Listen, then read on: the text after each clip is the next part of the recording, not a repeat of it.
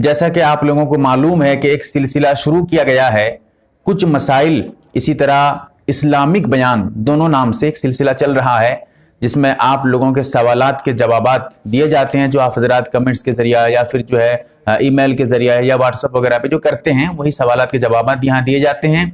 और इस बार मैं अपनी तरफ से कुछ भी बता नहीं पाऊंगा, जो मैं अपने तरफ से बताता हूं आपको। यहाँ पर आप लोगों के सवालात इतने ज्यादा हैं कि मैं उनमें से चंद सवालात के जवाबात देने की कोशिश करूंगा। ये जो है पार्ट नंबर 9 है, इस्लामिक बयान पार्ट नंबर 9 या कुछ मसाइल पार्ट नंबर 9 के नाम से आप इस वीडियो को यूट्यूब पे सर्च करके देख सकते हैं।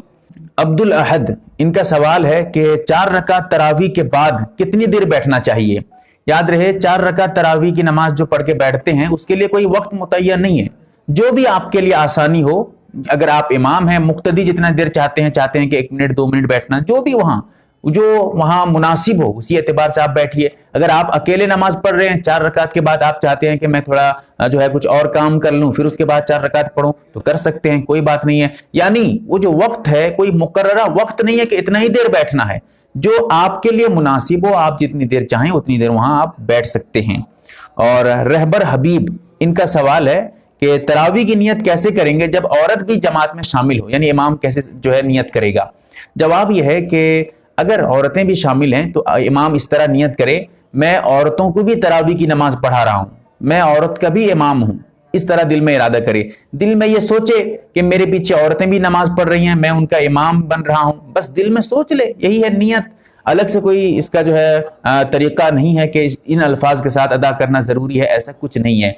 हाँ, इतना जरूरी है दिल में ये इरादा करे कि औरतें मेरे पीछे नमाज पढ़ रही हैं। महजबी, इनका सवाल है कि जुमे के दिन जोहर की नमाज बाजमात अदा कर सकते हैं या नहीं।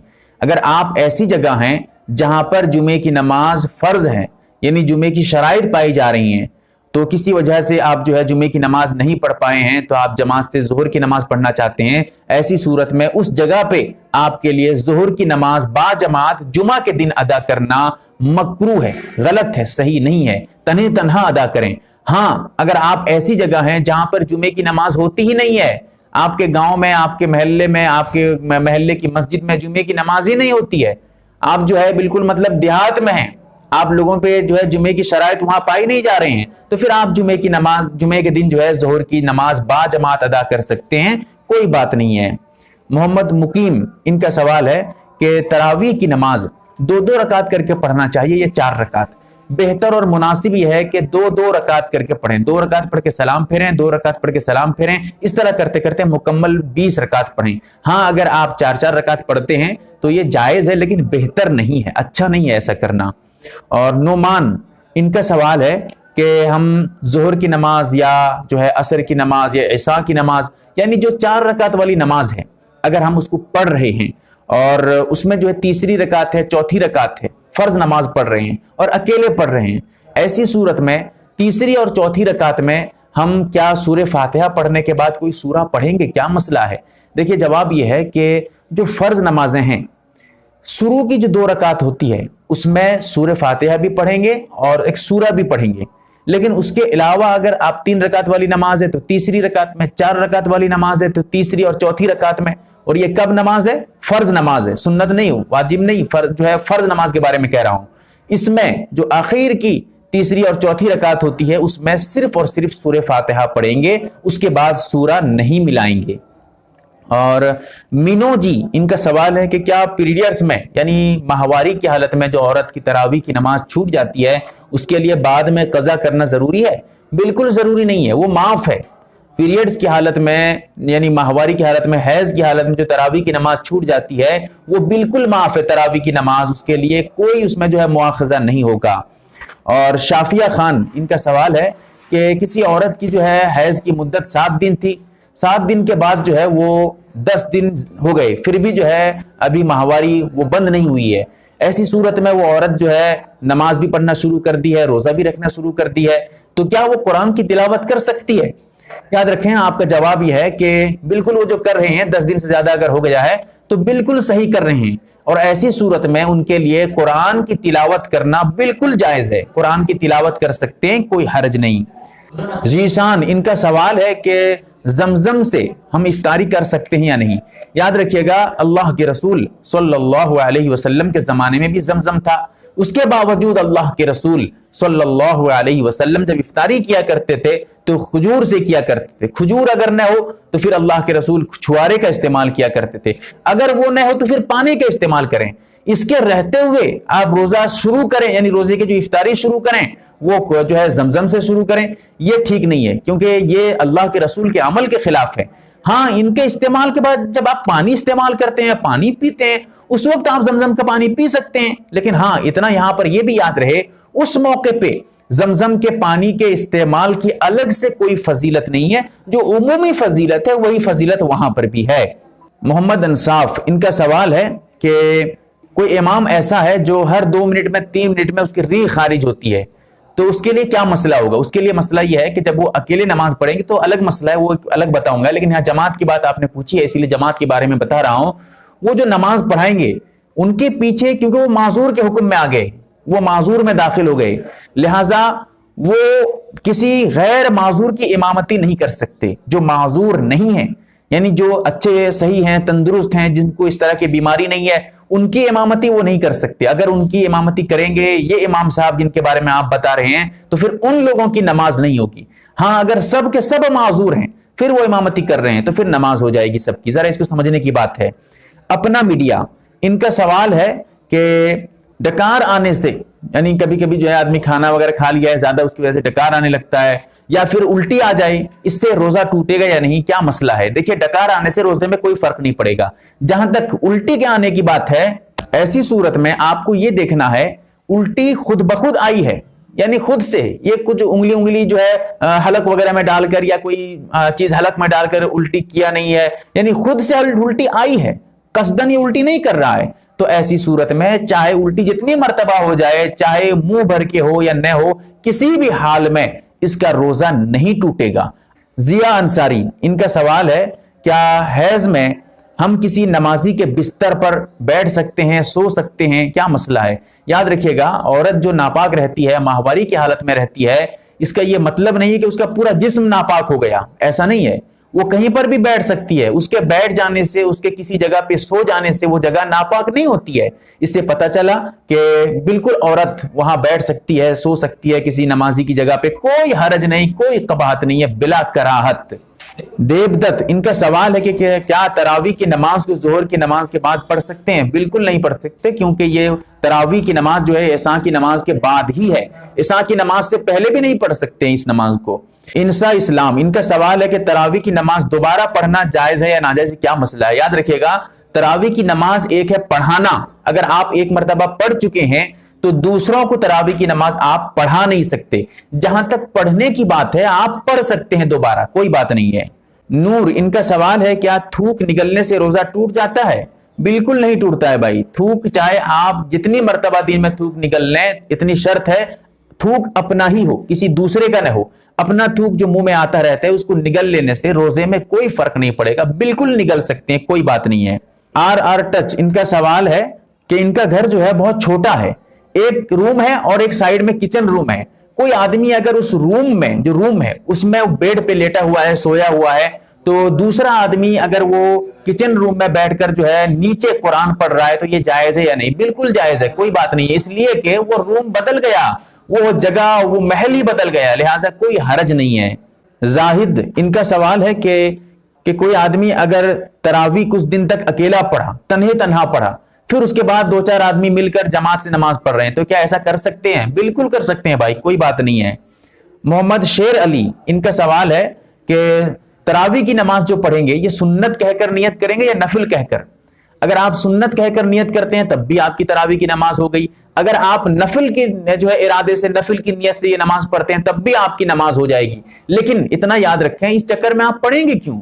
کیونکہ آپ صرف اور صرف یہ کہہ دیں میں تراویح کی نماز پڑھ رہا ہوں، بس آپ کی نماز ہو گئی، کیونکہ تراویح کی نماز تو سنت ہی ہے، پھر اس میں سنت لگانے کی ضرورت کیا ہے؟ پھر بھی اگر آپ لگانا چاہتے ہیں تو کچھ بھی لگا سکتے ہیں، سنت ہو یا نفل ہو، تراویح کی نماز آپ کی ہو جائے گی۔ فیضان انور، ان کا سوال ہے کہ صلاۃ التسبیح کی جماعت کر سکتے ہیں یا نہیں؟ صلاۃ التسبیح جو ہے وہ جماعت سے پڑھ سکتے ہیں یا نہیں؟ یاد رکھیے گا، صلاۃ التسبیح اگر آپ پڑھ رہے ہیں اور تداعی کے ساتھ جماعت کر رہے ہیں تو بالکل ناجائز ہے، مکروہ تحریمی ہے، بالکل گنجائش نہیں ہے۔ ساحل، ان کا سوال ہے کہ روزے کی حالت میں ٹیبلٹس کھا سکتے ہیں یا نہیں؟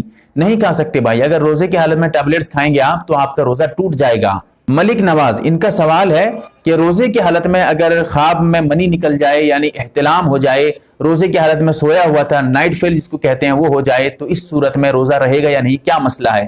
بالکل روزہ رہے گا بھائی، کوئی بات نہیں، روزے میں احتلام ہو جانے سے، خواب میں منی کے نکل جانے سے روزے میں کوئی فرق نہیں پڑے گا۔ ارشد خان، ان کا سوال ہے کیا درود کے بعد جو دعائے معصورہ پڑھتے ہیں تو وہی دعائے معصورہ پڑھنا لازم ہے یا اس کے علاوہ کوئی دوسری دعا بھی پڑھ سکتے ہیں؟ دیکھیے بہتر تو یہ ہے کہ وہی دعائے معصورہ ہے وہی پڑھنا چاہیے، بہتر ہے، لیکن اگر آپ اس کو نہیں پڑھتے ہیں کیونکہ لازم نہیں ہے، کوئی اور چیز آپ اور دعا پڑھنا چاہتے ہیں وہ بھی پڑھ سکتے ہیں، کوئی بات نہیں ہے، جب تک وہ دعا آپ یاد نہیں کیے کوئی دوسرا پڑھ لیں، اس کے یاد ہوتے ہوئے بھی دوسری دعا پڑھیں گے تب بھی کوئی حرج نہیں ہے، لیکن بہتر یہ ہے کہ آپ دعائے معصورہ پڑھا کریں۔ انجل سوری، ان کا سوال ہے کہ افطاری سے پہلے خواتین مغرب کی نماز ادا کر سکتی ہیں یعنی کیا مسئلہ ہے؟ یاد رکھیے گا، افطاری سے پہلے اگر وہ مغرب کی نماز ادا کر رہی ہیں اور اس وقت ادا کر رہی ہیں جب مغرب کی نماز کا ٹائم ابھی ہوا نہیں ہے، کیونکہ ان الصلاۃ کانت علی المؤمنین کتابا موقوتا، جب وقت نہیں ہوا ہے اس سے پہلے آپ نماز نہیں پڑھ سکتے۔ اگر سورج ڈوبا نہیں ہے، مغرب کی نماز کا ٹائم شروع نہیں ہوا ہے، اس سے پہلے عورت اگر مغرب کی نماز پڑھ لیتی ہے تو اس کی نماز ہی نہیں ہوگی، دوبارہ پڑھنا ضروری ہے۔ ہاں اگر مغرب کی نماز کے بعد پڑھ رہی ہے یعنی ٹائم ہونے کے بعد پڑھ رہی ہے، ایسی صورت میں بہتر نہیں ہے افطاری سے پہلے، کیونکہ پہلے افطاری کرنا چاہیے، اللہ کے رسول صلی اللہ علیہ وسلم اور صحابہ کا معمول یہی تھا، پہلے چند کچھ چیزیں کھا لیا کرتے تھے پھر اس کے بعد جا کر نماز پڑھا کرتے تھے، اسی لیے پہلے افطاری کر لیں، روزہ کھول لیں، پھر اس کے بعد جا کر نماز پڑھیں، مکمل پیٹ بھر کے کھانے کی ضرورت نہیں، کچھ چیزیں کھا لیں پھر نماز پڑھ لیں۔ فاطمہ خان، ان کا سوال ہے کہ بیوی کی بڑی بہن اگر نماز میں شامل ہو جائے تو پردہ کرنا پڑے گا یعنی میاں بیوی چند حضرات جو ہے جماعت سے نماز پڑھ رہے تھے، سب کے سب محرم ہی تھے، کوئی غیر محرم نہیں تھی، اور بیوی کی بہن آ کر اس جماعت میں شامل ہو جاتی ہے کیونکہ وہ غیر محرم ہے اس کے لیے جو ہے اپنے شوہر کے لیے، تو ایسی صورت میں کیا مسئلہ ہوگا؟ پردہ کرنا پڑے گا، ضروری ہے، کیونکہ غیر محرم، اگر عورتوں میں غیر محرم آ جائیں تو ایسی صورت میں تو پردہ کا کرنا ضروری ہے، ورنہ سب کی نماز مکروہ ہوگی۔ اور یہ جو سالی ہے یعنی بڑی بہن ہو یا چھوٹی بہن جو بھی ہو، بیوی کی بہن ہے، بیوی کی بہن جو سالی ہوتی ہے یہ غیر محرم ہے، محرم نہیں ہے۔ عبد الخان، ان کا سوال ہے کہ 20 رکعت جو تراویح کی نماز پڑھتے ہیں کیا ہر 2 رکعت کے بعد نیت ضروری ہے؟ کیا ہر 2 رکعت کے بعد ثنا پڑھیں گے؟ کیا مسئلہ ہے؟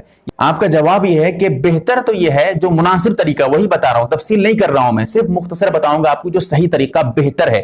بہتر یہ ہے کہ ہر 2 رکعت میں امام بھی نیت کرے، مقتدی بھی نیت کریں، یہ بہتر ہے۔ امام نیت کرے میں نماز پڑھا رہا ہوں تراویح کی 2 رکعت، یا پھر مقتدی ہیں تو نیت کریں کہ میں اس امام کے پیچھے تراویح کی نماز پڑھ رہا ہوں، اکیلے ہیں تو یہ نیت کریں کہ میں تراویح کی نماز پڑھ رہا ہوں، امام کے پیچھے کہنے کی ضرورت نہیں ہے، یہ ارادہ کر لیں، اور ہر 2 رکعت میں کرنا بہتر ہے، اچھا ہے۔ اور جہاں تک آپ کے ثنا پڑھنے کی بات ہے، ثنا جو ہے آپ ہر 2 رکعت میں شروع میں جو پہلی رکعت ہوگی، 2 رکعت پڑھ رہے ہیں اس کے شروع میں جو پہلی رکعت ہے اس میں بھی آپ ثنا پڑھیے، اس کے بعد سلام پھیرنے کے بعد جو 2 رکعت اور پڑھیں گے اس میں بھی آپ ثنا پڑھا کریے، شروع کی پہلی رکعت میں یعنی ہر نماز کی پہلی رکعت میں ثنا پڑھنا یہ بہتر ہے، ضرور پڑھا کریے کہ سنت ہے۔ محمد عارف، ان کا سوال ہے کہ اگر سحری چھوٹ جائے تو یعنی آنکھ نہ کھل پائے کسی وجہ سے تو پھر روزے کا کیا مسئلہ ہوگا؟ دیکھیے اگر آپ کا ارادہ پہلے سے تھا، رات میں سوتے وقت آپ ارادہ کر چکے تھے روزہ رکھنا ہے، سحری کرنا ہے، کسی وجہ سے آپ کی آنکھ نہیں کھلی، کوئی بات نہیں ہے، آپ روزہ رکھیے، کھانا پینا مت کھائیے، آپ کا روزہ بالکل ہو جائے گا، بغیر سحری کے بھی آپ کا روزہ ہو جائے گا۔ جان بوجھ کر سحری چھوڑنا یہ غلط ہے، جان بوجھ کر جو آپ چھوڑے بھی نہیں ہے، انجانے میں چھوٹ گئی ہے سحری آپ سے۔